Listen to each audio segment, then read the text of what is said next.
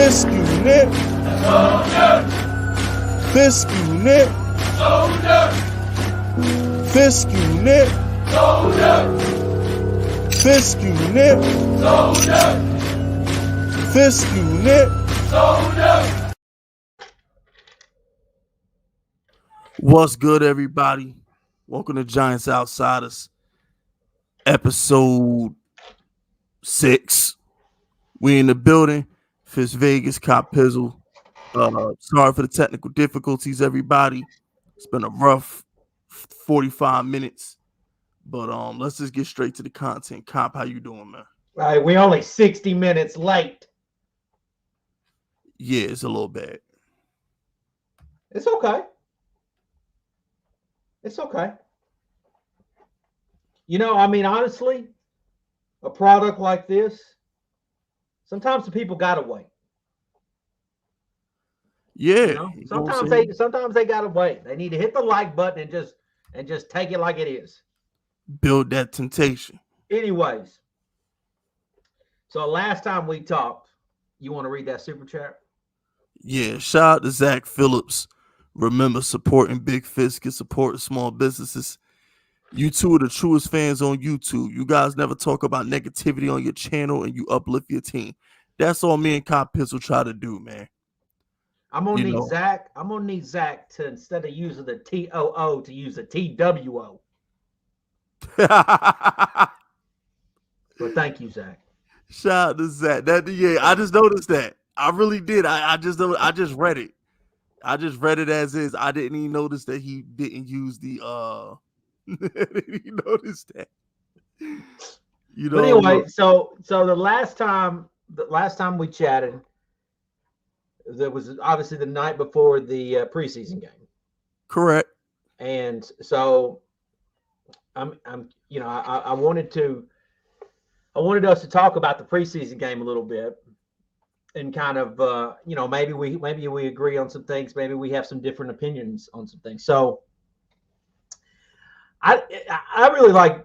I mean, do you feel like there's more positives or negatives to take away from the first game? I feel like there's more of a. I mean, preseason's so irrelevant, but I know.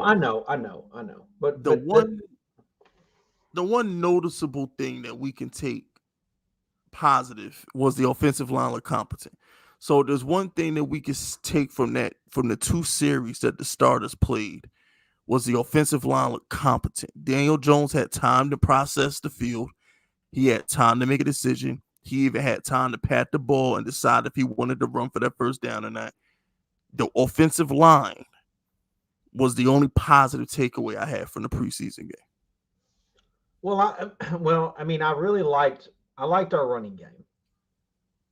I thought we ran the ball well amongst not just Saquon, but everybody, all of our backs ran the ball, which, I mean, you got to have good O-line play in order to do that. So agreed. I mean, so I think we're kind of in agreement here. It's so crazy, because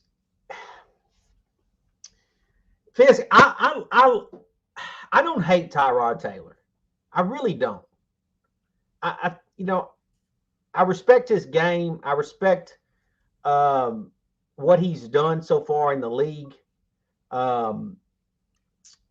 I think he's a major upgrade than what we had. And I watch him play, and as we come into this week, I just can't believe there are people out there that realistically believe he's a better option at quarterback than Daniel Jones. You want to get into that? Well, but all I'm so I see Daniel play, obviously the preseason game, and we haven't seen him play since he got hurt, right? Daniel didn't get to end the season playing for the Giants last year. We had a bunch of bullshit at the end of the year, all right, Jake Fromm. So so then obviously we come through some practices, and look, I know the offense isn't running great, and Daniel's drive that he had obviously Kenny Golladay had that drop.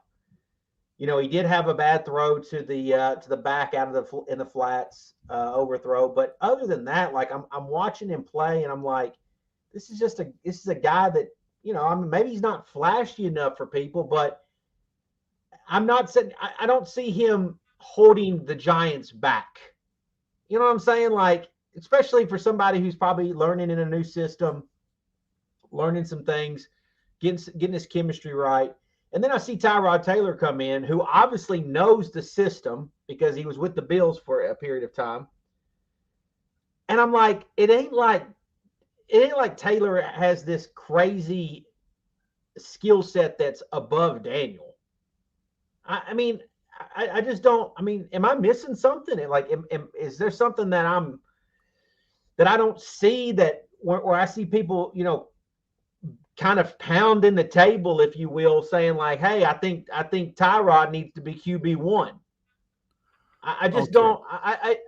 Am I missing something? Yeah, you're missing the hate. You're missing how cool it is. You're missing how cool it is to hate Daniel Jones. Like a most popular thing to do is to hate him. But not to like had they not seen Tyrod, in fairness, has gotten his shot to be a starter in this league on multiple teams. He's gotten his shot. He's had multiple chances. He's been with multiple teams, and not that he can't play, because I definitely think he can play. But teams aren't just giving dudes up that are fucking ballers. You know what I'm saying? You're not going to let Tyrod Taylor walk out the door if you think this dude can win you a Super Bowl. You're just not. So the fact that Giant fans would even think to the idea of starting Tyrod over Daniel, it just, I have a hard time with it. I really do. Like I said, you're missing the hate. There's no logical explanation. It's just hate. They don't like him. And you got to understand, that's what gets them clicks. That's what they're trying to cater to their base. When somebody comes out and says that Tyrod Taylor should start over Daniel Jones, or the Tyrod Taylor was Daniel Jones competition, they're catering to their base. They're trying to get clicks. This is what New Yorkers do. I told you, the New Yorkers as a whole are the most filthiest, disgusting fan base on the planet. They're toxic.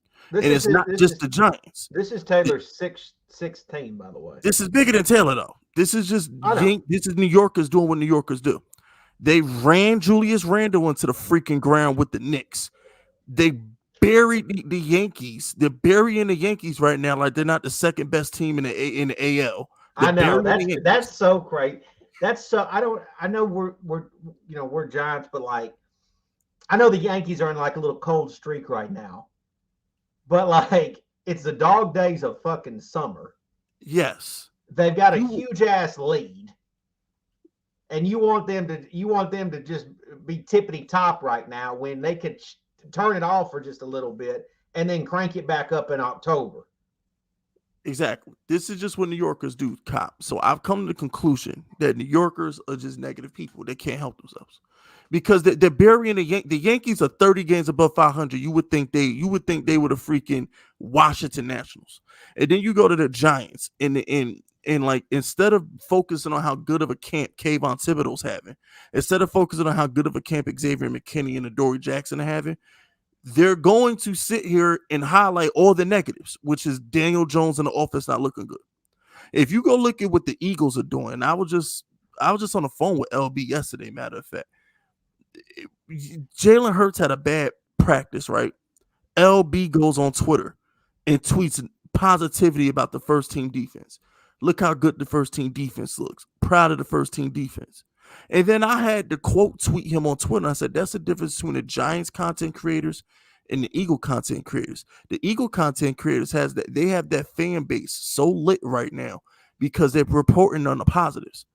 The Giants fan base, or the Giants people who cover the Giants, instead of talking about how good Wink Martindale and the defense look, they chose to hammer Daniel Jones not looking good. Tyrod Taylor getting first team reps. And all the stories are negative, and they don't have to be. The Giants had the 5th pick in the draft at Kayvon Thibodeaux. probably the most popular player on the team, gets no publicity because they choose to focus on the negative in Daniel Jones. New Yorkers eat their own all the time. This is what they do. This is why Kevin Durant and Kyrie went to Brooklyn instead of the Knicks. This is why. Well, that's the same thing that you're saying is the same reason why I was nervous about Thibodeaux, because I felt like watching him, I feel like he kind of a little bit wears his heart on his sleeve, and a guy like that could have a problem in this market if he doesn't. Let's say if he goes 3 or 4 games without a sack, and then you got these geeks out here picking their nose, talking silly about how he might be a bust just because he either had a rough couple games, or maybe the game plan didn't resolve around him getting sacks. It's like, I don't get it. I don't understand it. I'm a guy that like let him work through the process. Let him get through the process, and let's see. I had somebody the other day. I made a video where I was talking about supporting Daniel Jones and whatnot, and somebody had said something along the lines of, "Oh, here you go again, player over team, yada yada yada." And the thing is like, I'm going to support the player while he's in season. When he gets out of season, then I can say, yeah, let's make a change, because there's no change to be made right now. Don't tell that to the people who cover the Giants that want to put Tyrod in, or they want to trade. That's it's Tyrod versus Daniel, and I don't see Whitey. And then like they have this, the report comes out, all Tyrod's taking some first team snaps, and like they just go. This is why I say the term geek so much, because they just start geeking out, and they're like, oh well, that means something. That don't mean shit. That means you got a quarterback, Daniel Jones, who is yet to finish a season, and Tyrod needs to get some work with the ones just in case. Basically, this is the time to get the work in. It don't mean that you got to read between the lines, geeks. Exactly. Yo, y'all hit that like button. Okay, I can't see what our likes is at right now. Wait, yo, Pistol, what the likes at? It's at 49. We need 100 likes. Y'all run that like button up. I'm still having some technical difficulty, so I can't see the likes right now. But y'all run that like up. Shout out to Nino Raw. Remember, supporting Big Fisk is supporting small businesses. He says, shout out to the Fisk unit. The only thing I stand up in is my girl. Preseason is important to be. I just caught that. Yo, shout out to Nino Raw for the shots fired, baby. That's good shit right there. He says, preseason is important to an upcoming team like us to build confidence and momentum. We need them dubs. Dable obviously wants to win too. So, all right, so here's the deal, right? And Nino, like, stand up in my girl. I caught it afterwards. I was like, yeah, I had to catch it. But all right, let me explain something to y'all. The Giants are injury-prone group. Yes. Us playing preseason games ain't the smartest thing in the world. I'm just gonna be honest with you. It's not, because our offense, maybe not defensively, but offensively, we about as fragile as an egg hitting concrete. I mean, it's bad. Yeah, I kind of agree with you.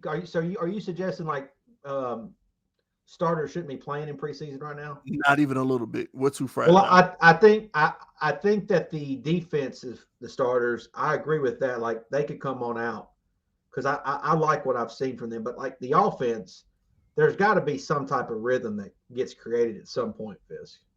No, but here's the thing, though. You know why I disagree with that? Because smart teams don't use smart teams. All right, here's how I look at it, Pizzle. And you've heard me say this 100 times already, Pizzle. What do I always say when the Giants talk about trading Kadarius Toney or signing Jimmy G? I say this all the time. If a smart franchise like the Kansas City Chiefs want Kadarius Toney, he's probably good. If a smart franchise like the 49ers don't want Jimmy G, it's probably because he's not good. So I'm going to say in the preseason, if winning organizations like the Rams and the Bengals, who were just in the Super Bowl, if they don't want to play their starters in the preseason, maybe you shouldn't either. Sean McVay's never played his starters in the preseason. He's been the coach for 6 years? So at some point, like, no. New England didn't play their starters against us. You're a college football guy, right, Pizzle? Yeah. Is there preseason in college football? No, I mean, there's obviously the spring games and shit like that, but no. I mean, I guess I wouldn't call them preseason games, but obviously you see big schools play down in competition. I don't know if I would consider that preseason. Like an Alabama will play like a Troy or somebody, or UAB. You know, they'll drop down in class and play a team that ain't going to be top 25. You know what Belichick said? Belichick says, I don't care about preseason games. I care about joint practices. He says, I learn more from joint practice. That's a new thing the last couple of years. Because they can control the environment. When you go into a preseason game, you can't. For example, Wink Martindale blitzing the hell out of Belichick last week, getting Belichick in his feelings. Yeah. Belichick didn't like it. But at the end, I heard of that. Yeah, but at the end of the day, that's Wink Martindale's defense. That's what he does. So he's gonna, and that's another thing too, Cop Pizzle. Everybody say, why does the Giants offense look so inconsistent during camp? Because all Wink Martindale does is blitz. It's hard to simulate plays when you're getting blitzed every damn play. That's one thing that doesn't. I agree with you on that, Fisk. I actually think Martindale's defensive scheme is super challenging. It is, and it's challenging for an offense that is trying to learn something new. And I feel like the Giant fans that are really paying attention to training camp and stuff, I think they're kind of hitting the panic button a little too quick. For no reason. For no reason. Shout out to Donnie.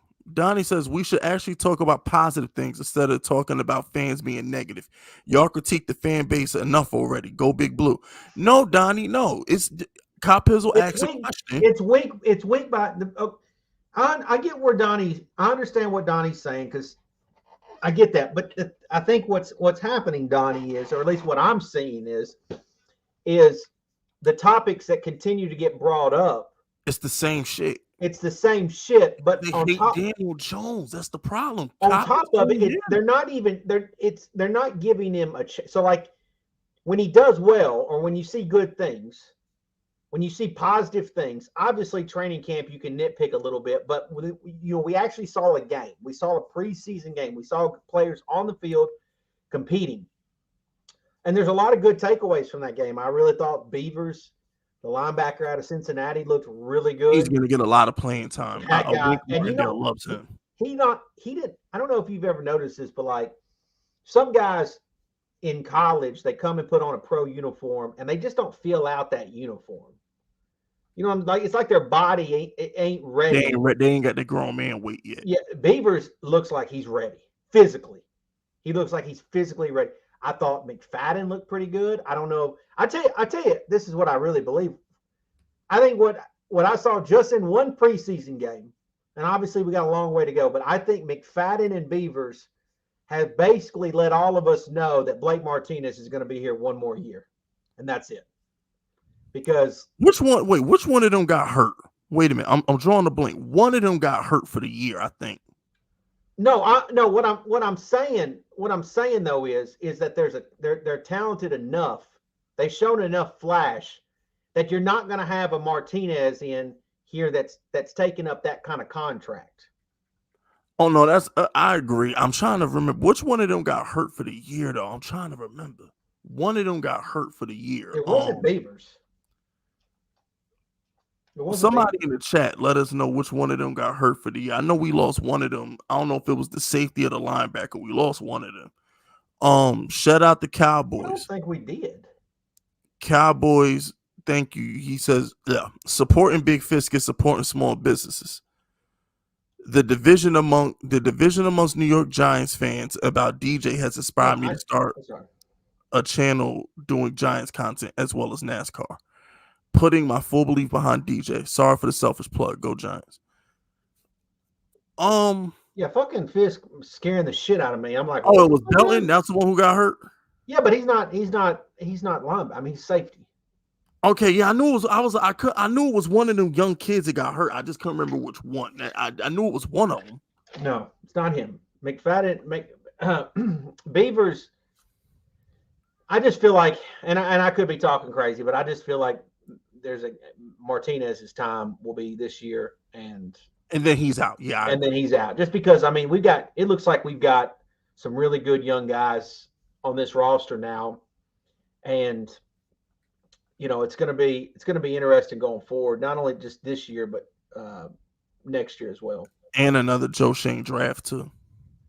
Yeah, I will say, it's early, but I will say that I think Joe Shane did pretty well.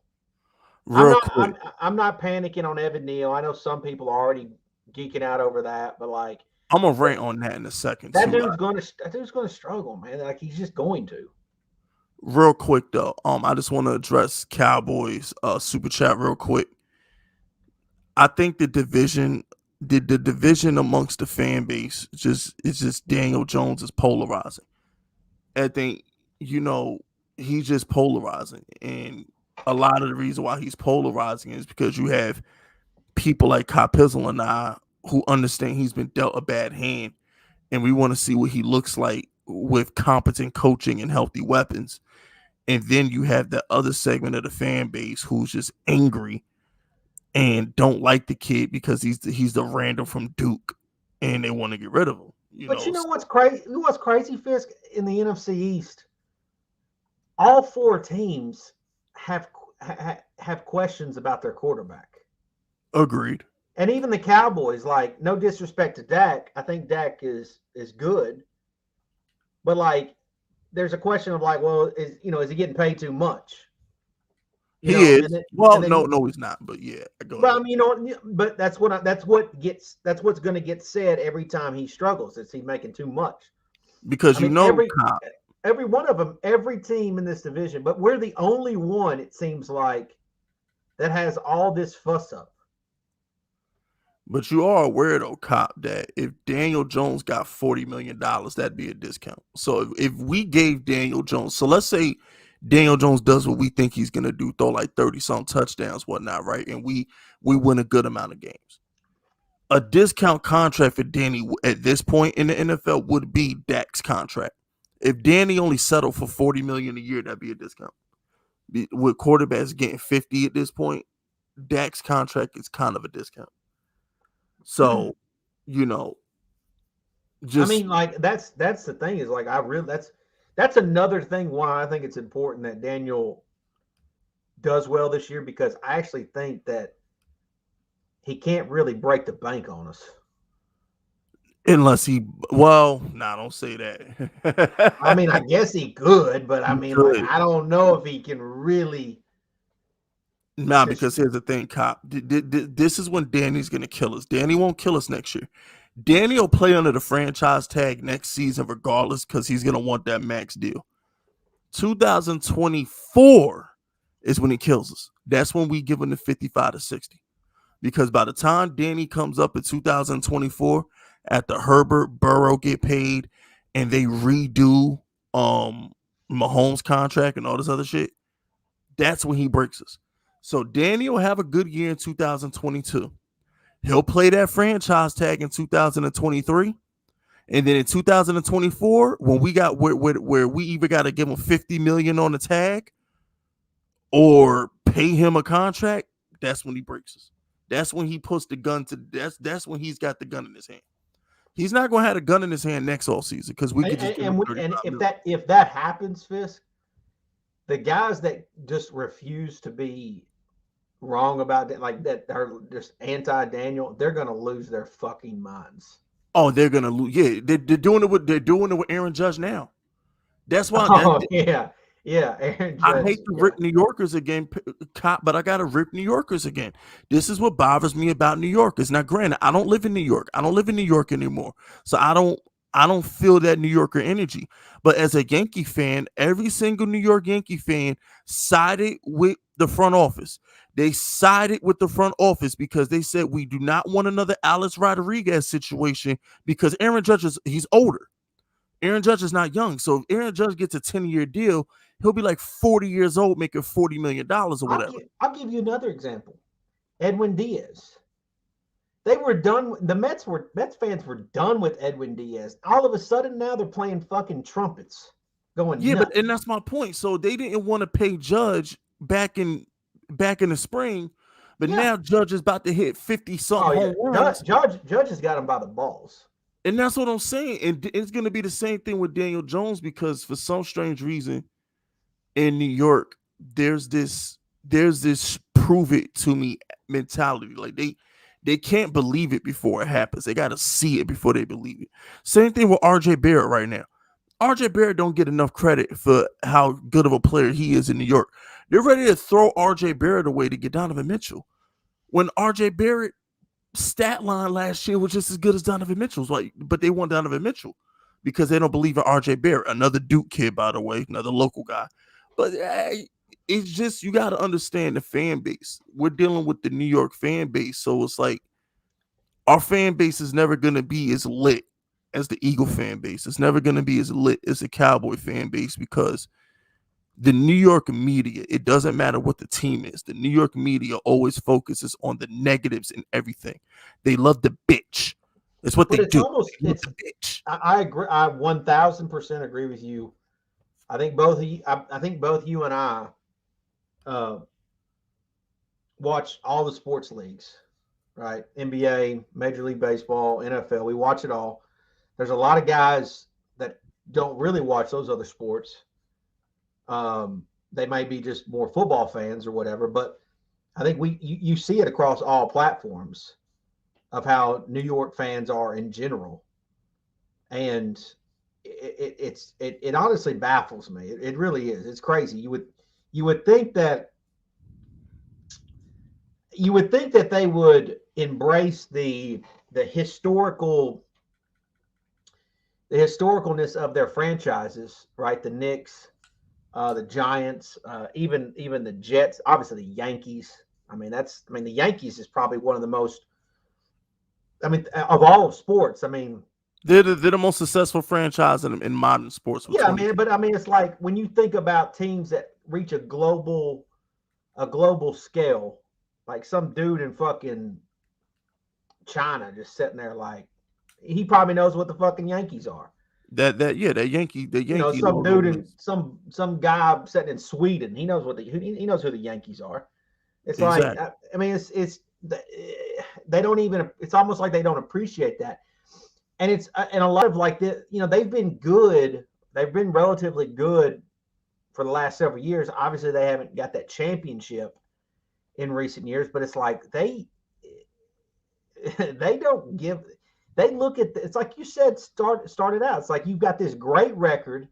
There's so many other teams that are below 500, yet Yankee fans are just dogging the Yankees. They are dogging the Yankees. The Yankees are 28 games above 500 with the AL MVP, and they are ripping the shit out of the Yankees. But that's what scares you as a Giants fan outside looking in, because you're like, damn, like it don't matter how great Daniel plays. It really don't matter, because at the end of the day, he's going to get shit as soon as he fucks up one good They're time. going to wait for the bad game. Daniel Jones can have 15 touchdowns the first month of the season. If in game 5, Daniel Jones throws 3 interceptions, they're going to say, well, he's trash. We knew it was a fluke. Where's JD? It's like that fluke. Yeah, you're right. It's like that word fluke would pop up. I'm glad you said that word, because that is a word that, like, if he does do well, they'll call it a fluke. It doesn't even matter how well the Giants do. There's always going to be those that are ready for when it goes downhill. And real quick, I hate to cut you off, Cop, but I want to get to these super chats. Shout out to Deception. I don't mind Wink baptizing our offense in the fire. It's going to help. I don't mind it either. Because what's going to happen, Cop, is we're going to be so used to being blitz, and we're going to be so used to playing at a faster, because blitzing speeds up your clock. So everybody's used to just basically playing under duress, because blitzing speeds up your clock. When the Giants get into a real game and we're not being blitzed, and Daniel Jones has time to look through his progressions like a normal quarterback, he's only going to play better. And then when we do play a team that puts pressure on us, we're going to be so used to playing against it, it's not going to bother us. Yeah. No, I mean, I that's why, like, I'm not sitting here panicking because of what's going on in training camp. I'm just not. But the thing is, why, like, we should be happy that our defense looks so good. I know 100%. I mean, there should be those that are like, oh hell yeah, like we might have a good defense this year. Like that's positive. Like, look, man, they fucking up the offense. Like, just there's positives to be had. Like, I actually think Leonard Williams, I hate to say this because it's I mean, he's obviously a really good player, so I'm stating some Captain Obvious shit right now. But like, I think Leonard Williams is about to have a monster season. I think he's about to eat. He is. I think a lot of it. I think he's going to succeed in this system. I think he's going to ball out. But I mean, that's obviously some Captain Obvious shit. I mean, he's a good player, but I think he's about to be even a better player in this system. I really do. Especially now that he has help around him, more help. Yeah, he's got help around him. He's got KT. I mean, it just seems like that defense is pretty stout. I mean, obviously, Aaron Robertson, second cornerback. There's some question marks after the first preseason game, but he's a young dude figuring it out. We're going to get to him after we get through these super chats. I want to get to these super chats and I want to talk about him. Okay. Shout out the Ding Dong Salon. He says Roquan Smith trade. I would like a Roquan Smith trade, but the thing is, Joe Shane would have to convince Roquan to wait to the offseason to get a contract extension. I don't think Roquan wants to wait to the offseason to get his contract extension, so I think that eliminates the Giants from doing a Roquan trade. Yeah, I think, unfortunately for Roquan, I think he's stuck where he is. Yeah, because whoever trades for Roquan has to be prepared to pay Roquan. Yeah, that's more of an off-season thing, man. Agreed. Shout out to Don J. Remember, supporting Big Fisk is supporting small businesses. The fans are negative because this team hasn't made the playoffs since 2016. This team will not get back its respect until we get back in the playoffs. Winning cures everything. Man, you got something you want to say on that? I'm going to just be honest with you, Don J. The Yankees win 100 games a year and they get ripped every day. It doesn't matter. I mean, first of all, I mean, the Giants have a Super Bowl in the last 10 years. Okay. Only team in New York with a Super Bowl last decade. I mean, a championship. Yeah. A championship. And on top of it, I mean, there's franchises in all of sports. I think I saw somewhere like the Seattle Mariners, they ain't been to the playoffs in like 27 years. Bad. Stupid like that. And they got the longest drought in baseball. They got like the longest drought ever. There's other teams, and I can't stand when like there's some fan base, there's some people like fans that are like, well, we don't accept that. You think Seattle fans go around just saying, yeah, it's cool if the Mariners stink? No, they don't say that shit. It's just, but the point being, I say all that because it could be worse. It really could. Like, it really could be worse. The fact that, I mean, if you think about it, if you take the Patriots out of the equation, there hadn't been like a lot of teams really just completely dominating the NFL. I mean, I know the Rams but the Rams went through some bullshit for many years. The Bengals, they went through some bullshit for many years. I mean, the Bengals, what was the I think the Bengals, before this playoff, I think it had been 30 years since they had won a playoff game. Somebody in the chat can correct me. You want me to blow your mind, Cop? Blow my motherfucker. I'm going to blow your fucking mind. Outside of the Patriots, y'all are aware, and this is gonna blow your mind. But outside of the Patriots, the Steelers and the Giants are the only teams with multiple Super Bowls the last 20 years. Yeah. And the Ravens. It's the Ravens, the Steelers, and the Giants. That's it. Yeah. That's it. The Giants got it in 07 and 11. The Ravens got it in 13 and 2000. Patriots got 6, and the Steelers got it in 05 and 2009. And the only reason the only thing the Eagles have over us is the fact that they have the most recent one. But they still only got one. I mean, it like Washington, they ain't did shit in damn near 40 years now. I mean, Cowboys. Half their fan base wasn't even alive the last time. I know that's what I'm saying, and it's not like I don't know where they got this mindset where they just act this way. And honestly, one of the reasons why I stay on YouTube is because not to try to have people think like-minded as me. I'm cool with people supporting the team the way they want to support them, but it's like be a little bit more positive. That's all. Like just be a little more positive. How many likes we got? 76, which is unacceptable. Hit that like button. Everybody hit that like button. We need 100 likes. All right, me and Pizzle, we ain't doing nothing until we get 100 likes. The podcast officially on pause till we get 100 likes. It's unacceptable. This is really terrible. You know what I'm saying? I'm in a brand new. We ain't even begging people. A lot of people when they do they beg. They say these little catchy. They say these catchy little things. Hey, hit that notification button and hit the subscriber button so you don't miss nothing in the next videos. You don't miss none of my next videos. I actually cut my intro out. My last few videos, I've actually cut my intro out. Ironically enough, I might put it back. I don't know yet, but I'm experimenting with my content. Speaking of like telling people to hit like buttons and shit. All right, we had 99 right now. 98. So, somebody came up off of us. Who the hell unliked? Somebody liked it and then we got a hater. We got a hater amongst the unit right now. I can't believe somebody unliked. We got a mole is what we got. We got a whole damn. There we go. We at 102 now. We good now. All right. So thank y'all for the likes. Shouldn't have had to come to this, but thank y'all for the likes. Thank you, MNY5506 for the super sticker. I don't even know what the hell a super sticker is, but thank you for the super sticker. You know what a super sticker is, Pizzle? That's just something you put on your ass and it don't come off. Super sticker. So check this out. Now that we caught up on the super chats, Aaron Robinson, okay? Giants fans, this is what you wanted, because I begged Joe Shane to keep Bradbury, because he could have just gave Bradbury a contract extension to lower his cap hit. He could have just gave him like a 2-3 year contract extension and lowered his cap hit.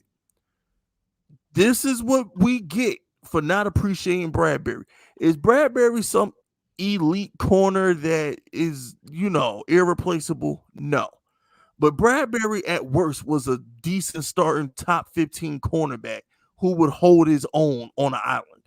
Aaron Robinson out there getting burnt like breakfast toast, and it ain't good.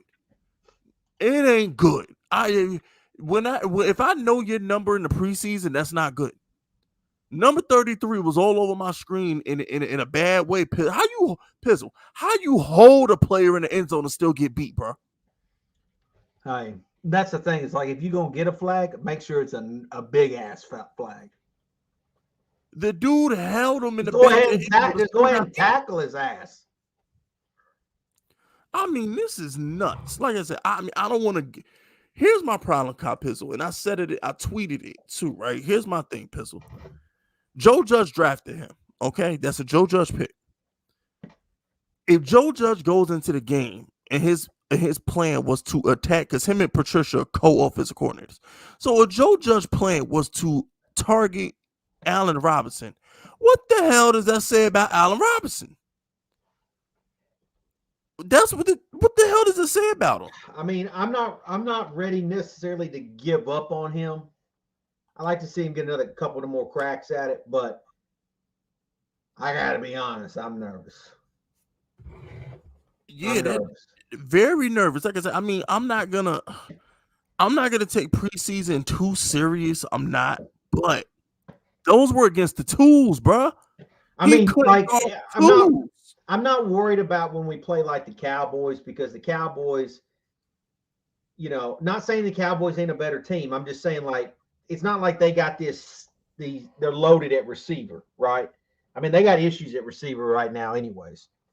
But, like, when you look at the Commanders and you look at the Eagles, there's some problems there. Agreed. There's some problems there that they could give our secondary, and I think our safeties are going to be all right. I think they're going to be all right. And I think Holmes in the slot could be all right. Well, I'm not worried about the Eagles. Eagles ain't going to give us some problems. They got some good receivers, Fisk. I mean, they do. No. Their quarterback ain't no. I know, but what I'm saying, from a matchup situation, I think they match up better. I think they have the better situation with their receivers than our secondary. You know who's going to give us the most problems in the division, Cop? Washington. They're going to give us if you want a team that is going to give our defense the most problems, it will probably be Washington. Well, I'll say this about Washington. They had a lot of hype last year going into last year. You remember that? Everybody talking about how great their defense was going to be. And then I think Fitzpatrick got hurt. It went downhill. They had Heineke come in. It went downhill, and their defense ended up getting hurt. And they didn't end up having the season like they thought they were going to have. And all of a sudden this year, nobody's really talking about it. And Carson Wentz is an upgrade. I mean, Carson Wentz isn't the greatest, but he's better than Heineke. He's an upgrade, yeah. I actually think McLaurin is the best receiver. Well, Toney, I'm going to take my Toney bias out. After I get rid of my Toney bias, McLaurin's the best receiver in the division. I've come around on him. I actually think he might be. For a little bit, I thought it was CeeDee Lamb. I don't think CeeDee's that good. I think CeeDee's going to disappoint a lot of Cowboy fans this year. I just like CeeDee's game. I don't, because I had him on my fantasy team last year, and that bozo did nothing. The last 8 games of the year had like 1 touchdown or something like that. He was trash. I would never forgive CD for the last half of last year. Oh, speaking of which, Cop, if you want to join the fantasy league, the YouTuber fantasy league, we got $100 buy-in. Did Chris come out? You gonna take his spot? Did he come out? You gonna take the Antichrist spot. When is the draft? We haven't got a draft date yet, but we have the buy-in due date is next Friday. Okay. We're gonna probably draft the middle of the following week, so it'll be like 20. He bounced out, huh? Nah, he wasn't bounced out. He was thrown out. You threw him out? Yeah, he had to go. So we'd probably do the draft the 29th to 30, like the 29th or the 30th, something like that. Damn, I can't believe you kicked him out. He had to go. You know what I'm saying? I freaking what's my Uncle Phil his ass, threw him out head first, Jazzy Jeff style. So we definitely got a spot for you. You can come in. It's $100 buy-in, and come rock with us. I can think on it. I'm terrible at fantasy for some reason. You know why? It's because I'm too damn biased. I'm too biased. Yeah. Well, I get fucked up. Yeah, it happens. I got $2,000 invested in Toney, DJ, and Saquon. I got like $2,000 invested in them. So I think on my heart and my wallet, like a lot of people, they think that Fitz Vegas, this is a stick. Oh, this is just a stick. He doesn't really believe in Daniel Jones. No, I do believe in Daniel Jones. I literally have about $2,000 worth of best balls between Underdog and DraftKings. I literally have about $2,000 invested in the Giants. Saquon is all over my drafts. Toney, DJ, Wandale, Bellinger. I'm backing my Giants up with cold hard cash. Some of y'all just give opinions. I put money behind it. You know where my money gonna be week 1? Some kind of bet with the Giants. My money will be on the Giants week 1. Some kind of money, because here's my thing: the Giants, last time I checked, were like 3 or 4 point underdogs. I think. If I want to I think they're at least that. Yeah, that's an easy 7-point teaser because I was gonna have I was gonna do a 7-point teaser, get that even money back. Do a 2-team 7-point teaser. I can get the Giants plus like 11, and I want to say what you call it. Oh my gosh, it's easy money on the board with the Bucks. You get, I think the Bucks play. Don't the Bucks get the Cowboys week 1? There's some yeah. Well, hold on. I think they do. Yeah. And I think that's in Tampa, right? That I don't know for sure. I can look. Like I said, this is all off the top of my head, but there's some money to be made week 1, man. There's definitely some money to be made.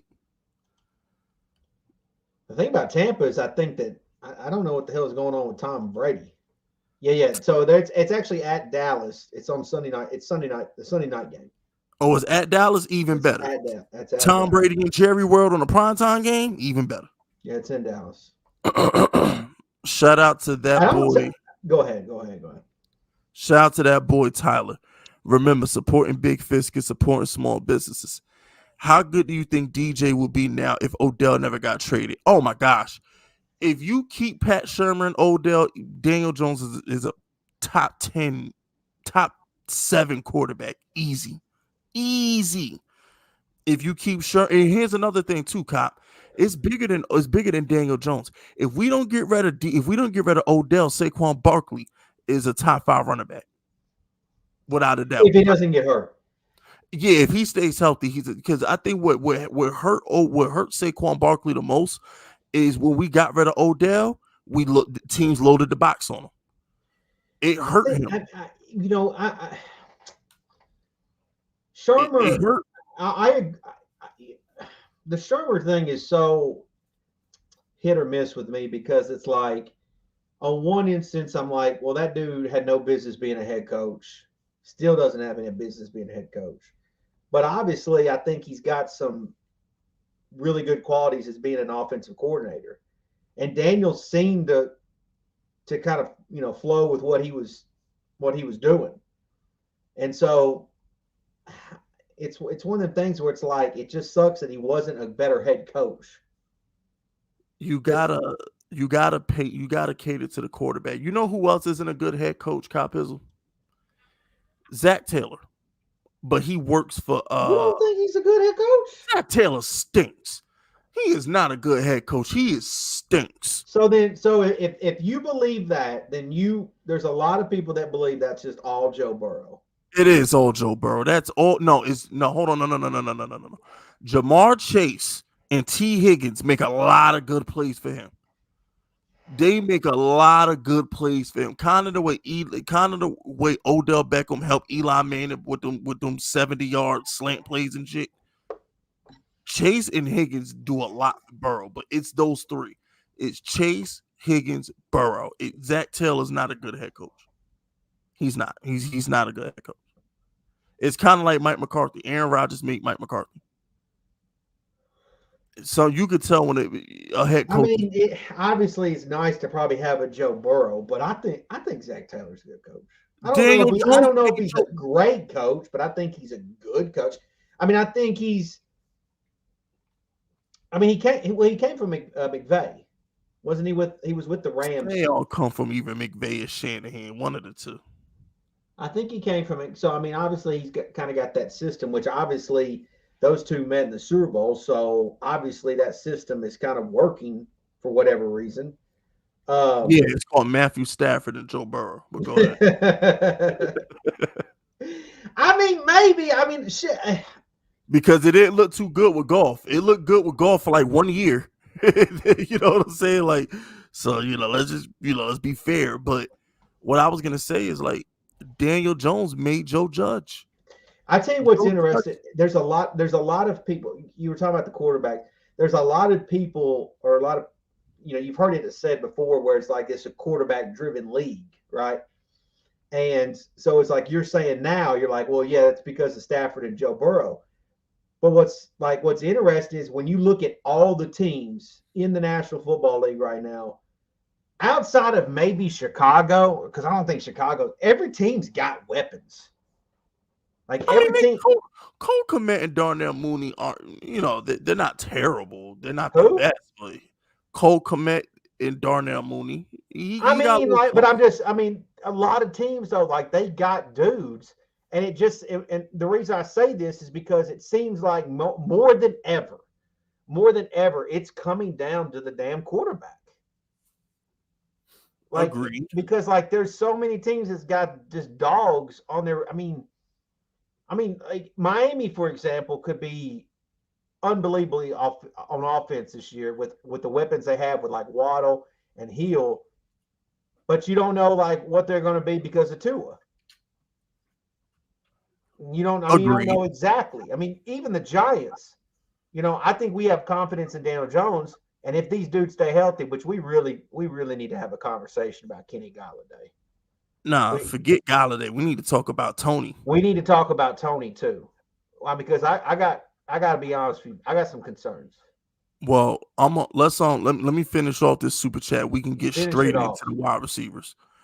That boy Tyler, just to put a bow on your super chat, if you keep Shermer with Odell, then it's a problem because you got to understand, Shermer went to bat for Danny. It wasn't Gettleman, it was Shermer. Shermer wanted Danny because Danny fit Shermer offense to a T. He was drafted to play in Shermer offense. So But the problem with Odell though, Fizz, is like I think Odell wanted out. I know he signed the contract. Odell wanted to go try something he else. wanted Eli out, cop. He was sick of Eli and them slings. If you read between the lines, something else. It wasn't, no, because here's the thing. It wasn't that he wanted out of New York. Because New York is a big market. He didn't want out of New York. He was tired of Eli. Well, That's why he under the bus in that Josina Anderson interview. He wanted to get the hell away from Eli Manning. Okay, because so Eli didn't have an arm. Is that the same thing with the Browns? He just wanted away from Baker? Yes. The same thing with the Browns. He wanted to get the hell away from Baker. Odell wanted a quarterback. I'm not so sure that Odell would even love Daniel Jones. He would have been fine with DJ because DJ was bombing it. Under Shermer, all them freaking 40-yard bombs that Slayton was catching, he would have been fine with Danny. Because the best thing Daniel Jones does is throw the deep ball. Remember last year, PFF ranked him the best deep thrower in the league going into last year, but Joe Judge and Jason Garrett refused to let him throw the ball deep. The only good thing Daniel Jones did was throw the ball deep, and they wouldn't let him do it. So ironic, and that's why they're fired, by the way. It obviously would be interesting to consider, but at the same time, a little hate in Odell. And you still holding grudges against Odell? I just, are you still holding grudges against Odell? I have a hard. I mean, Odell. I can hear it. I can hear it in your voice. I'm not gonna lie. Odell. It's fucking there. I'm gonna be honest. It's there. And like, but you defend Slayton, no. But go ahead. Hey, Slayton was looking good in that preseason. He caught a screen and got tackled. If that was Tony and Wanda, it would have went to the crib. Another reason why Slayton. The problem is, I mean, to be quite honest with you, Fisk, is OBJ lost me with the boat trip. That wasn't even Odell Ford. I know, and Victor Cruz lost me that too. They all lost me. Still mad at Victor Cruz. The fact that Sterling, I mean, and I don't even hate Sterling Shepard for it. He was a rookie. He was going with the flow.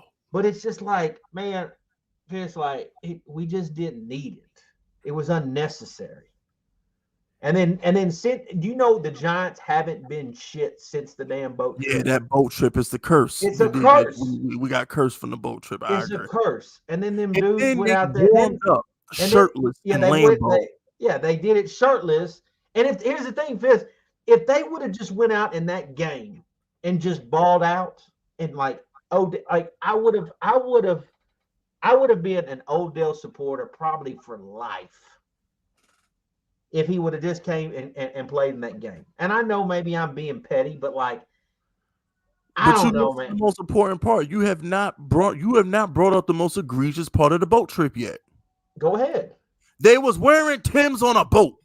in Miami. But they're going to jump in the water. Nobody in Miami wear Timbs. I lived in Miami half my life. You would never see nobody wearing That Timbs. is true. I don't think I've ever seen, with the times that I've been to Miami, I don't think I've seen that. That's a New York, Philadelphia thing. Like outside of New York, Philly, and like Baltimore, nobody wearing Timbs. Nobody, unless you're really a construction worker. I was like, these fools really wearing Timbs on a yacht in Miami like that. He just lost me. Is all is as simple as that. Timbs. That's what cursed.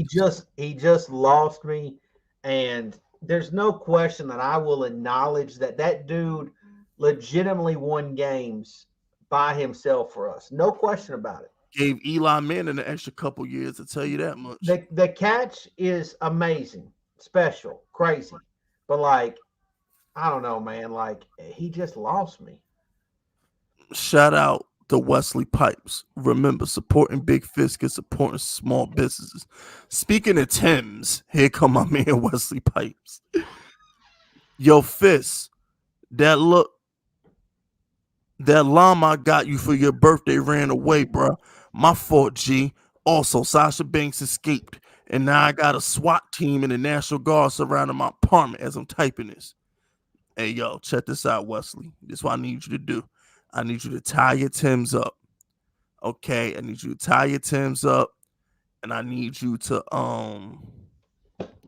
flush all your fruit snacks in the toilet. You know what I'm saying? Get your fruit snacks, flush them down the toilet, get rid of the evidence, tie your Timbs, and run for your life. Okay, run for your life. I got the Jason Bourne escape package at the crib. Come to Big Fist crib. I'm gonna get you the Jason Bourne escape package. We gonna have you in Cambodia by the morning. All right, Wesley Pipes, I got you, baby. I got you. Shout out to my man, Pandemonium. Can we get a weekly betting odds from the Outsiders? Oh, of course. When we get in the season, matter of fact, I think we'll probably do some picks. Absolutely, yes, definitely. Shout out to. Hold on, I got to get my Google Chrome to work. This Firefox is killing me. Jesus, this Firefox is killing me. I gotta get my Google Chrome to work right. I can't do another stream in Firefox. This is killing me.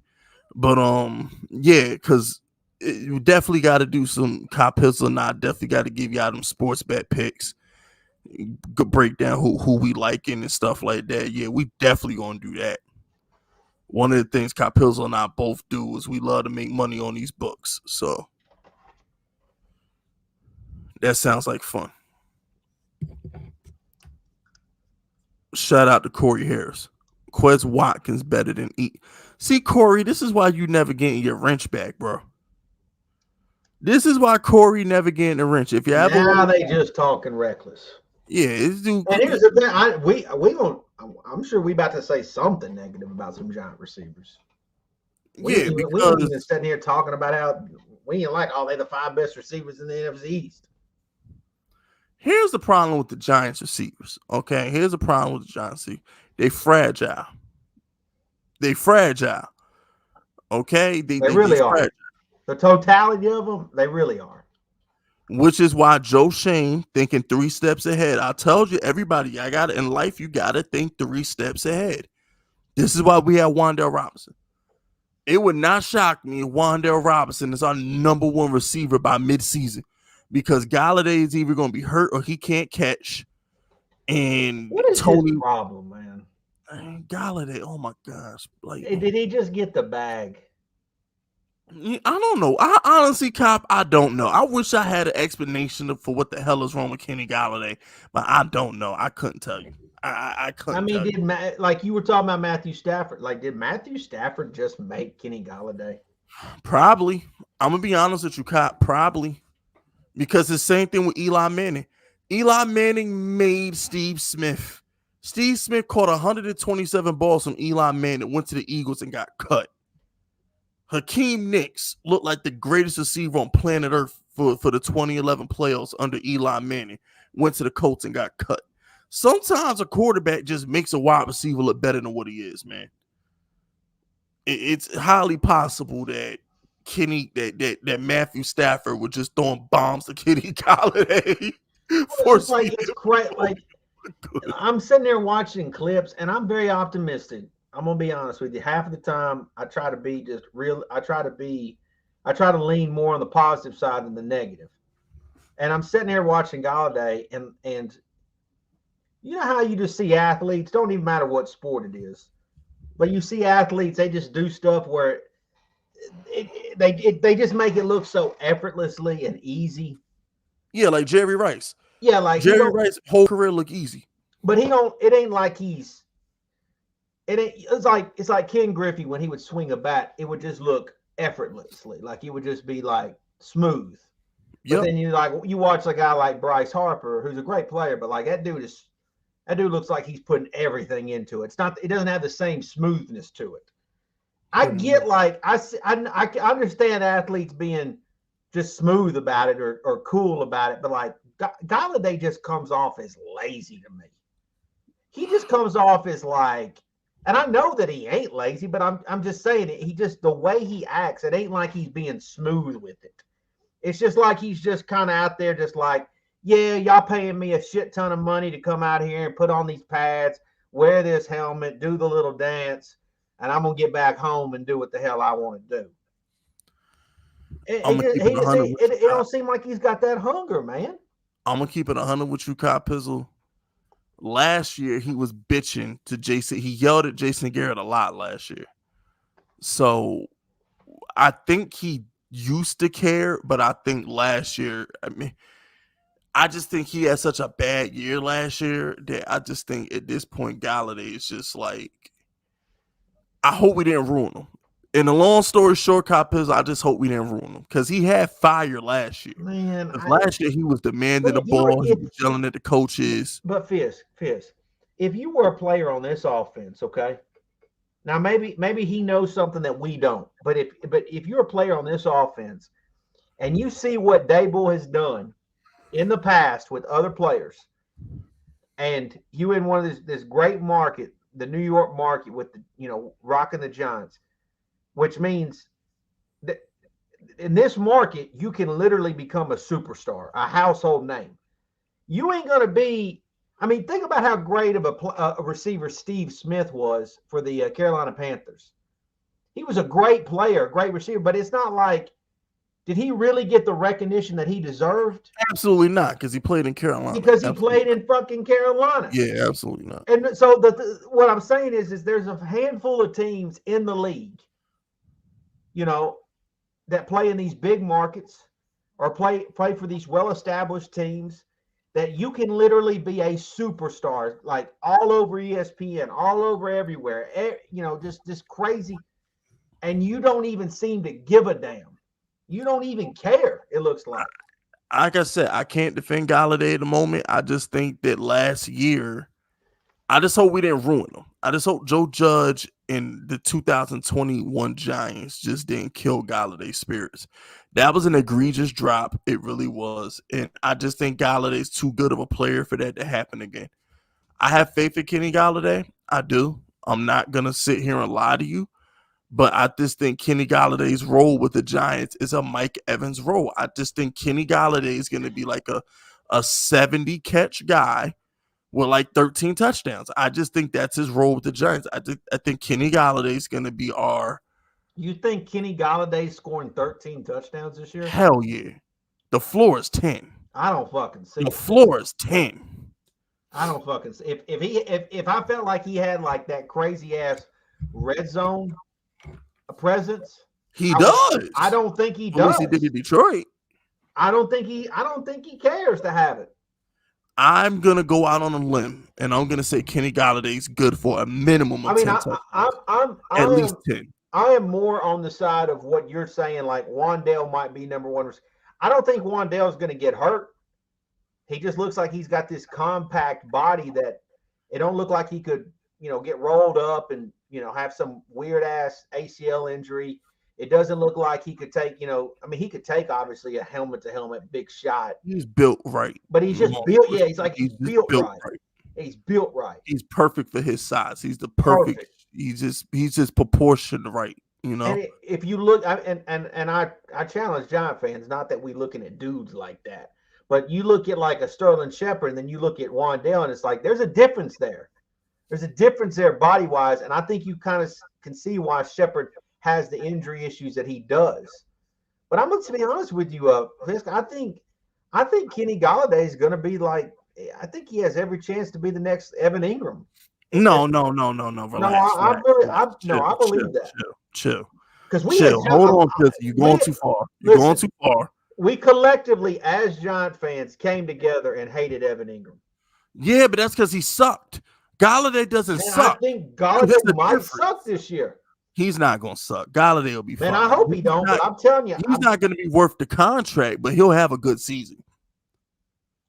He's not going to be worth the contract because he's not a route runner who gets separation. But Golladay is a catch big play guy. He's not going to. I'm gonna get. I gave you your credit on this. I gave you your credit on this because you had said your frustrations with Eli was because he was taking up too much of the damn pie. Well, isn't that going to be Golladay? But he's going after this year. Golladay could catch 20 touchdowns and break Moss's record. Shane is not resigning him for $20 million next season. He's going. Okay. So it doesn't matter what Golladay does next season. We could save like $13 million by getting rid of Golladay next year. He's gone. I hope. Going next season, bro. It doesn't matter. Golladay is auditioning for his next team, Cop. Golladay is legit auditioning for his 2023 team. I don't like nothing about what he's showing me right now.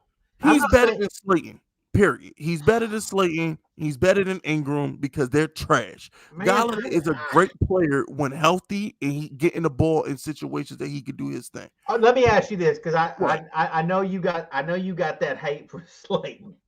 Let me ask you this. I've seen some Giants content creators were saying the only reason why Slayton was playing with the ones the other night was because Joe Shane and the Giants were putting him out there as trade bait. Agreed. You think I don't think that's even no. Fuck no. That's a fact. No. I agree with that. I actually agree with that. I actually agreed with that because why else is he, the dude been playing with the tools all camp. And then you're gonna put him in with the ones with Tony. Nah, bro. No, they wanted to. I think they show him off for trade bait. That's a fact. They need Slayton though. Hey, no, why? Why do we need Slayton? Okay. For what? I don't. First of all, you cannot legitimately count on Shepard all year long. You can't. By the time we would need, all right, I'm gonna be cold blooded. I'm gonna be right now. Gun to your head. Do you honestly know for sure that Shepard's gonna be playing in December? I'll put it this way, Cop. Shepard. All the reports of Shepard have been positive. I'm gonna tell you like this: Slayton is trash. I don't care who we play ahead of. But I think Slayton's gonna be. I think, but Fisk. I think Slayton is durable enough that he will be there. It's not about durability. It's going to be about durability. Absolutely, it's going to be. You stink. I want you to be hurt. I don't want you on the film when you stink. He stinks. He stinks. It's like Evan Ingram. It's like I don't want him on the field. You gotta let it go, Cop. You gotta you dying on this Darius Slayton hill, and I don't know why. I am going to die on it. You're dying on this hill, bro. He will not be on the final 53. Let it go, listen. That's gonna be the one. That's gonna be the one that I'm on. Like if he makes the 53, I'm going nuts. But if he don't, I'm so disappointed in Joe Shane that dude make the final 53. If he don't, I know people gonna be shitting on Pizzle, and that's okay. But I'm gonna tell you, Fitz. Like I got concerns about every single. Well, no, hold on. I don't have any concerns about Robinson. But I've got concerns about every single one of our receivers, even Colin Johnson. Hey, yo, real quick. Oh, I'm about to get to him in a second, but real quick. Shout out to my boy Giants Nation, my boy RJ. My boy RJ wants to know if you a Knicks fans too, Cop. No, I'm not a Knicks fan. But I will say this. The NBA playoffs are better when the Knicks are in it. Agreed. Bing bong. But, I'm an NBA playoff. I'm an NBA playoff fan. I think the playoffs are fun, especially when you get good matchups.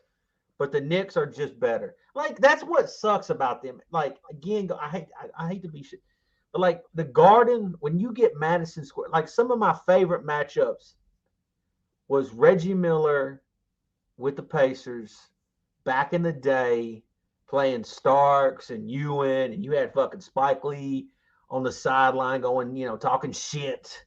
I mean, that was like perfect. That was awesome. Like, they got to get. I wish they could get back to that, because that was good ass shit. That was good ass shit. Agreed. I mean, that was fun. When the Knicks are really good, it's like the playoffs are more fun.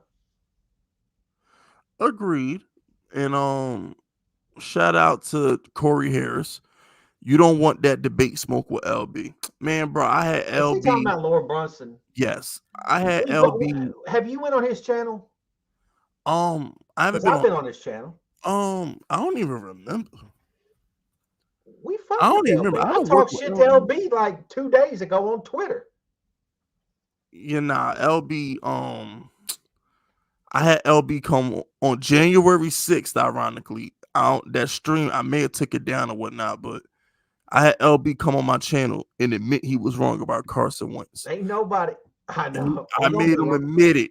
I made him say it in front of the world. He gonna be wrong about Hurts. He gonna be wrong about Hurts too. But shout out to Corey Harris again. Stop lying to the unit with this Giants propaganda. Yo, Corey, your Eagles is trash. They're not good, bro. Okay.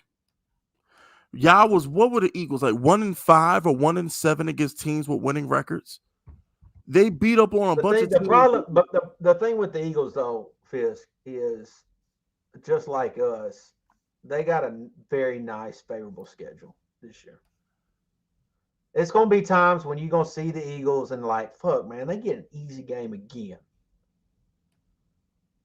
I think that's what not that they're going to be good, but I just think they're going to be a beneficiary of a nice schedule.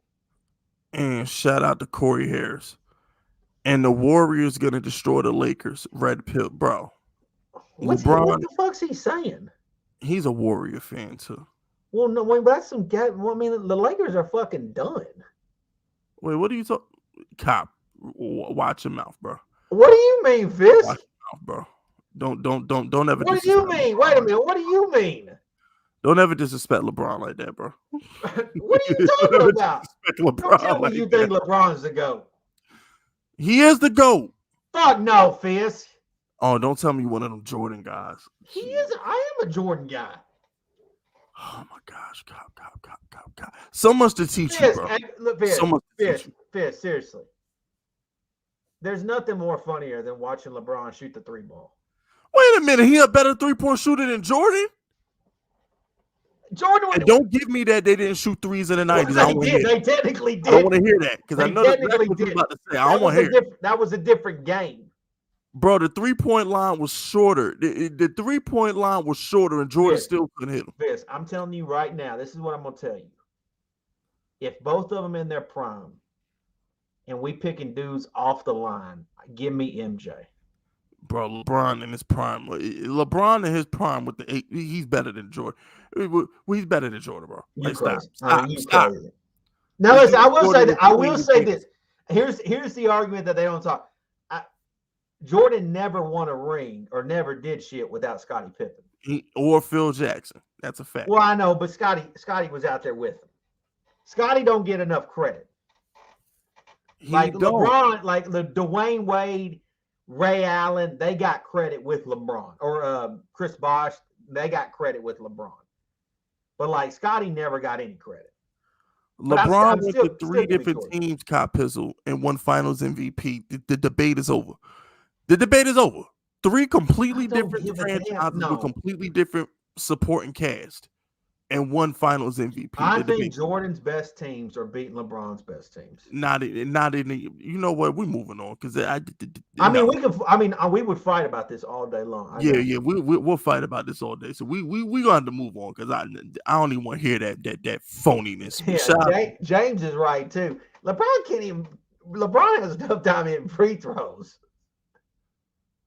No And by the comment. way, his version of Space Jam sucked, Fisk.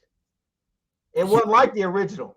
I'm not going to defend the Space Jam movie. The I fell Space asleep Jam on it. I version ain't going to sucked, defend it. The Fisk. I Space Jam watched movie it. was terrible. I agree with that. It was I terrible. paid money to watch it, which is I stupid. did too and fell straight to sleep. Shout out to Don Jada.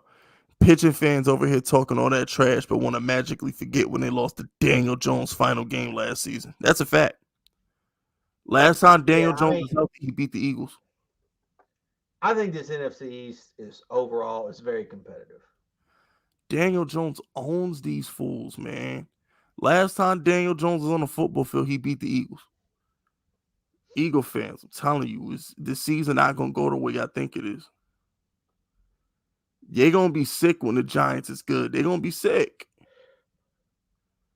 Shout out to Curdy Kurt. September 11th can't come fast enough. I'm tired of the negativity from this fan base and most of the beat riders. Pat that clown. Yeah, he's terrible. 3 days in the camp, he trying to trade for Jimmy G. He's terrible, bro. Yeah, Pat the rat. I'll say this. I think I might have more, and I probably shouldn't be this way, Fisk. My mama didn't raise me like this. But I'm probably going to be more about, like, every time the Giants do good and win, just shoving it into the fans that are negative all the time. You know. Oh, I am. I probably should be that way, but like. No, yes, you should. I know they like to say, "Oh, we realist," and it's like, stop. Nah, it's good to be petty, cop. Being petty make me feel good, and I'm throwing it in all them Daniel Jones haters' face is getting thrown at them all season. Oh, if the Giants make the playoffs, they win the NFC East, I might make an EDP video, butt ass naked, shaking that ass. Yo, shout out to put it on him. Fuck it, put a helmet on and just fucking. Shout out to Henry. Shout out to Henry. Okay, remember supporting Big Fisk is supporting small businesses. Sup, Fisk parents deported. What the fuck? Fisk parents deported brother locked in gag and basement lotion all over the walls. Hands covered in baby oil. Teacher pound town on 70-inch bedroom TV. Back sweaty. 50-pound dumbbell. Work and goon. What the hell did I just read? I don't even know what the fuck he just said, bro. Imagine if you walked in and a dude just got his hands covered in baby oil. He got the face for it, too.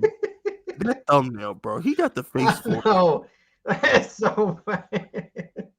I could picture it. He got the face for it, too. That's the sad part. It's just man, you just meet some weird-ass cats on the internet. I attract this shit.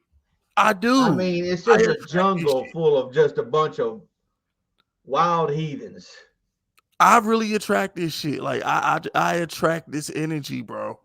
I do, man. Nothing's funnier than when oh my gosh. I remember somebody on my other channel a few months ago.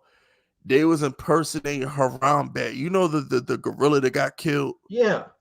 They was impersonating Harambe, bro, and they was talking about banging the wife of the person who killed him and shit. I was like, yo, this shit is sad, but it's fucking hilarious, bro. Somebody created a Harambe account. It was really cool. Harambe was the one that the little kid had fell into the. Yeah, I think they killed it to save the kid or something like that. To make sure, yeah, to say, because I mean, you wasn't getting in there. And my whole thing is this: you animal lovers out there, let me explain something. I just got to go on a mini rant real quick, right? This needs to be said. Y'all are aware that those animals don't have a soul and we're food to them, right? I can't stand this because I love animals. So, like on Instagram, I follow like a lot of animals account and shit like that, right, Cop? Yeah. And they get mad because the people who post these things, they show the lions eating children, not human children, but like deer children or shit like that, right? Yeah. And you got these people like you. How could you let it? Why didn't you help? Why are you filming to eat this baby and all this other shit? And I'm like, I'm sorry.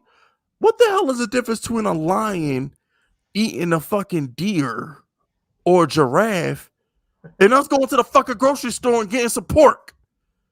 What the fuck is the difference? I mean, if Hambury would have been hungry enough, he'd have ate the kid. Thank you. That's what I'm saying. Like, bro, he would have been. Yo, we are at the top of the food chain as human beings, right? Because we evolved.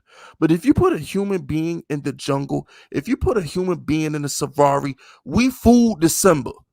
We fooled you get lost to Amazon, you fucked. We fucked. Them big ass snakes, we fooled.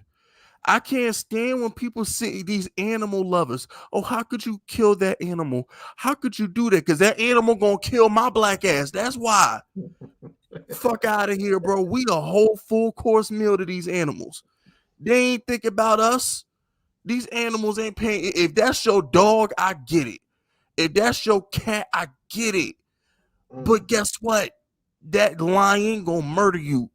That evolved version of your dog, that wild hyena in the jungle, is gonna murder you, and it's gonna shit you out a day later. Period. The fuck out of here, man. Please. Fuck that. But Cop, I gotta ask you. I'm getting back on topic. I gotta ask you something. When we drafted Kayvon, you weren't impressed. Have you changed your mind on Kayvon lately? I mean, I think he's going to do well, but what happens? What happens when he stumbles?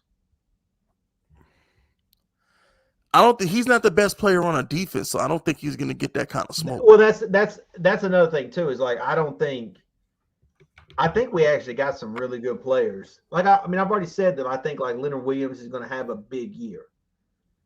I think he's going to have a big year. I think he could have a nice year. I think Xavier McKinney could have a nice year. Right? I mean, a guy like Beavers, maybe he gets in there and surprises some folks. Right? I mean, I just don't know what – I just want the expectations to be at a reasonable height so Kayvon can reach those expectations. And you know what's going to save Kayvon, though? Daniel Jones. The only thing the people are going to talk about on the Giants is Daniel Jones, bro. Daniel Jones is going to lead every headline, good or bad. He's going to be the top. Well, that's a great. I mean, honestly, Fizz, that's a great point. That's a great point because, like, you know, a lot of times first-round draft picks get a lot of play, you know, because they're supposed to be saviors of franchises like, you know, Hutchinson, for example, for the Lions. You know, they're hoping he could do something for them. Trevor Lawrence, when he was drafted for the Jaguars, right? Savior of the franchise, all these things. And you would think that maybe Thibodeaux could fall into that category. But it's like, yeah, I mean, you've got guys like Saquon, you got guys like Daniel Jones, you know, that could take some of that heat and that press that maybe, you know, Kayvon can just do his thing. That's really all I want, man. I just want Kayvon to be able to do his thing and be left alone. If he stumbles a couple games, leave him alone. Like, he's going to be a rookie this year. At some point, he's probably going to hit a rookie wall late in the year. I mean, that's just reality. And, like, I just want the Giant fans to have real expectation. I want him to stay healthy. Hopefully he can stay healthy because he got, you know, he had some injury issues a little bit at Oregon. And so and that's the thing though, Cop. On the Giants, because we have Daniel Jones as such a polarizing figure. Mm-hmm. And then the next polarizer figure will be Toney, because everything Toney does, good or bad, ends up in the news. And then you got Saquon Barkley playing for a contract. I just think the entire defense is just such an afterthought. And when it comes to the people reporting on the Giants, that Kayvon's going to go under the radar, McKinney, Leonard, all those guys, it's going to be Wink Martindale defense. Anytime they bring up the defense, it's going to be wink this, wink that, wink this, wink that. But on offense, nah. Every article is Daniel Jones, Toney. Let me ask you this, just so Slayton. I don't forget it. I mean, how many? If you had to bet on this, how many games do you honestly think Tony's going to play this year? Because I don't think he's playing all year. Out of 17, I give him 12. I just hope he plays 12. I give him 12. If the over under was at 11, I'd go over. I think we get 12, maybe 13 out of him. I don't think he's gonna play all 17, but I think we get between 12 and 13. Well, here's the deal, because Toney is that dude. I think what's gonna happen with Toney is him and Daniel Jones are gonna ascend together. Him and Daniel Jones will ascend together. You can't have one without the other. In order for Daniel Jones to be everything that I believe he is, he's going to need Toney. Toney's that guy. That's his number one receiver. That's the guy who's going to make Daniel Jones better the way Odell would have made Daniel Jones better 4 years ago. So you kind of can't have one without the other. So I fully expect Toney to be healthy, and I think Toney's going to do his thing next season. He's gonna lead our receiving core in every freaking category next year. See, I just don't know if he is, because I don't know if he'll play enough games to do that. I think he will. I think he'll play enough. There's no question. I think he's going to have those games that's like, wow, his stat line is crazy, like great, like a good thing. But man, I worry about that dude's ability to be available and the longevity in his game. Our coach isn't Joe Judge no more, bro. You know what I'm saying? I know, like they were. Yeah, no, I know. That's why I'm not done with Toney, but it's like my dude ain't practicing. Nah, but that's what I'm saying. Like Golden Tate even went on NFL Good Morning Football and said it. He's like, bro, Joe Judge, he runs too much. That's why we're always hurt. Joe Judge makes us run too much conditioning. Brian Dable seems to be the opposite of that. So I think our players will be a little bit healthier just by getting rid of Joe Judge and not running as much. You know, that shit only works for Belichick. You know, that because Belichick in New England, they got the hills. They got to run this hill and shit like that in New England. So, you know, that don't work in New York. It didn't work for the Giants. It didn't work for Matt Patricia in Detroit. You know what I'm saying? Like that Belichick shit for the birds. So I think. I I get that. That's why I'm saying, like, I'm optimistic, but I need, you know how you talking about Giant fans, they need to see guys show, like I need to see that dude play a full season or at least get close to it. Like I need to, that's like one of the things that I want to see from him this year. Oh, hell no. Yo, Sean, you doing too much, bro. You don't get your titties off my screen, bro. Yo, that thumbnail, what the hell is that? He got them titties popping, don't he? Yo, get your titties off my screen, bro. He even got the man bun to go with it. Oh my gosh, what the hell is that? Hey, if he went to prison, they love him. They gonna pass this. They gonna take turns. They would love him. They love that man bun and those titties. Shout out to Sean Richards. I got to get that shit off my screen. I ain't trying to get my shit demonetized. I got titties on my screen. Get the fuck off my screen. Sean says, Fisk and Pizzle currently at my girl crush. Look, in my girl crush from work closet right now. She don't know I'm watching. She don't know I'm watching her do her homework. As soon as she falls asleep, I'm writing Fisk unit on her wall with red lipstick. Okay. She ain't gonna like them titties. All Fisk Vegas, Fisk unit, and Cop Pizzle does not agree or co-sign or endorse any predatory behavior to quote Roger Goodell. That's some EDP shit he's trying to pull off. Yeah, we don't endorse that. And EDP got them titties too. Yeah, EDP titties is like their own person, bro. Yo, why are we talking about male titties? We need to get this shit back on track. What the hell is? Look, I mean, he popped up. He popped up on the channel. Damn, not no fucking man boobs out there, bro. What the fuck? Shit is hanging and shit. Oh my gosh. What a damn man bun. I know. Oh my, what is that pic? Pizzle, listen. The prison would love him. The prison system would love him.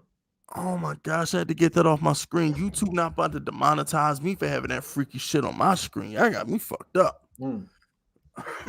But did we cover everything, Cop? Yeah, I think I'm good. I mean, obviously, I'd like to see. We're going to see about this. This preseason game. Against the Bengals. We'll see what's up. We're getting close to the season, man. I'm getting excited. And like you said, man, they do well. There's going to be some times we're going to be kind of throwing it back in their face, but yeah, man. I'm glad you got your mic issues fixed. Well, I ain't got them fixed yet. I got to get it to work. I'm good enough that we could put a show. Yes, yeah, good enough that we could do the show because we was literally, if Firefox didn't work, the show was gonna get canceled. We about to cancel shit. We was damn sure about to cancel some shit. So shout out to Firefox. Appreciate everybody coming in here. Appreciate the super chats and hanging out with us. Yes, we will see y'all next Wednesday, 8:00. Giants Outsiders. This will be uploaded in podcast format tomorrow morning. So stay tuned, man. We up out of here. Y'all be safe.